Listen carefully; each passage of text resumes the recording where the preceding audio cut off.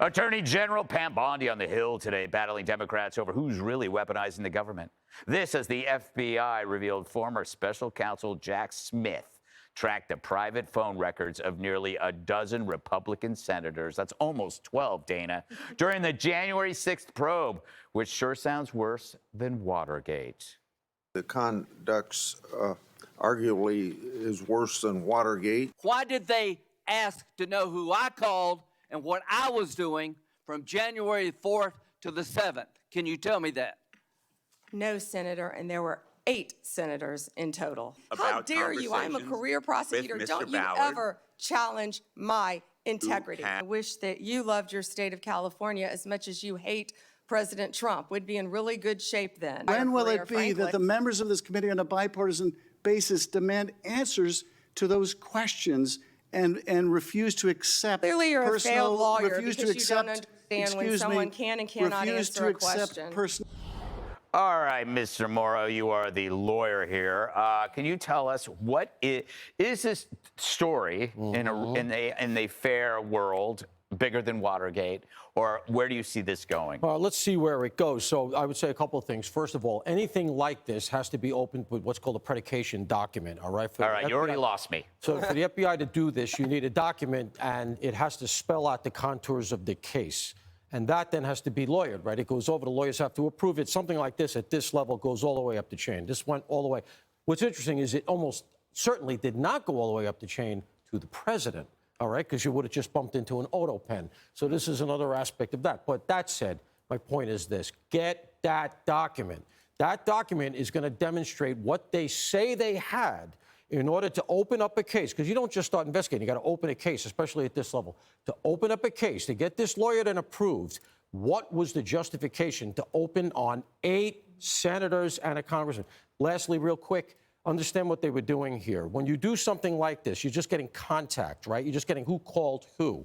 Okay, that's not as invasive as a wiretap, but the reason you do this is to build to a wiretap. Right. You go from the bottom and you build up. What they're looking for with this is, look at this. This senator talked to this known bad guy.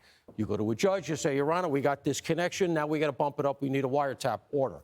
That's what they would have been looking for. My question, because it does feel to me like we're still at the beginning of this thing, because there's all these revelations, is, did they do that? Are we going to find out that they were up on 8 and 9 congressional phones? Right. And that'll be a real explosion. So let's see where it goes. Oh, I'm worried about my 3 a.m. calls to Lindsey Graham. Jesse, it seems like another case of projection. If you want to know what the Dems are up to, look at what they're accusing you of. The weaponizing. I mean, they went crazy. I mean, that's not just senators. They went after parents, Catholics, the Trump campaign, Charlie Kirk. And then they indicted the entire inner circle of Donald Trump. The Democrat reaction to January 6th was worse than January 6th. We only know this from a whistleblower. Yeah.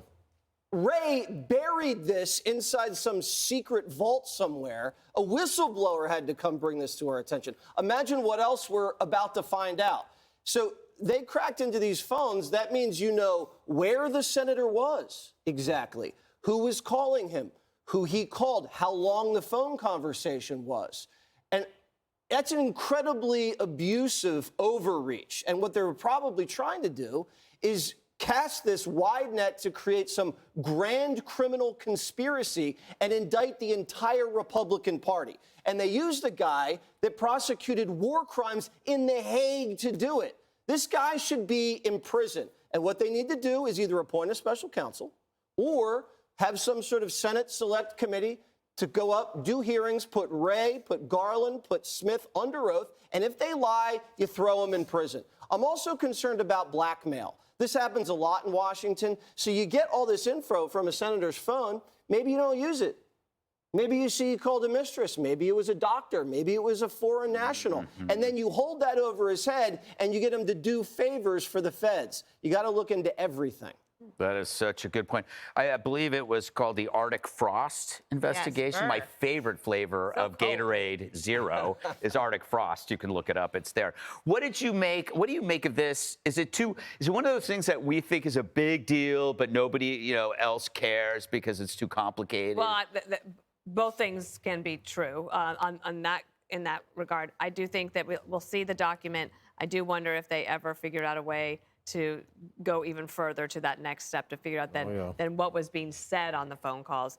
Remember, if you go back, the Democrats hired television producers in order to really make a big show of the January 6 hearings. And I think that they realized they didn't have enough to make the sale and to be persuasive to the American people for what they were trying to achieve. So it seems to me that there was this overreach by the Biden team, and it was a little bit here, a little bit there, a little bit over here. And so then if you use the thread, you pull them all together, and then you pull on that thread, you find out, oh, wow, they were actually tracking senators' phone calls. It's because there was no boss.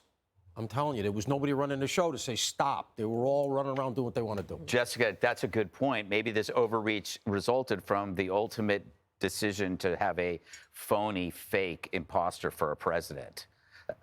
No, I don't think so. And no one has accused Merrick Garland of being phony or fake, and he was the one who was actually in charge of Jack Smith, not Joe Biden. I'm stunned that Republicans actually want to draw attention to this, because now we're rehashing the fact that the senators who were part of this investigation are not just random names that he picked off a list, but people who were either talking to Donald Trump or co-conspirators that are named in Jack Smith's charging documents for trying to turn over a free and fair election. Wait, Lindsey Graham was a co-conspirator? That's actually.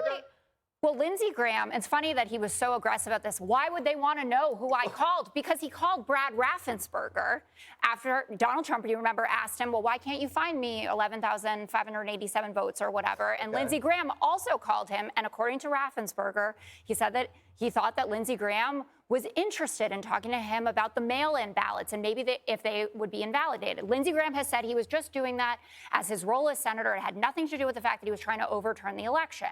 That is not what a lot of people think about it. So Lindsey Graham sitting there being enraged is hilarious. I'm so glad that you said that this is a metadata issue versus wiretapping, because Josh Hawley is up there holding up a billboard that refutes exactly what he's saying. He's like, you wiretap me. It's like, no, actually, we just know what's on the call logs. Hey, Sean Hannity here. Hey, click here to subscribe to Fox News YouTube page and catch our hottest interviews and most compelling analysis. You will not get it anywhere else.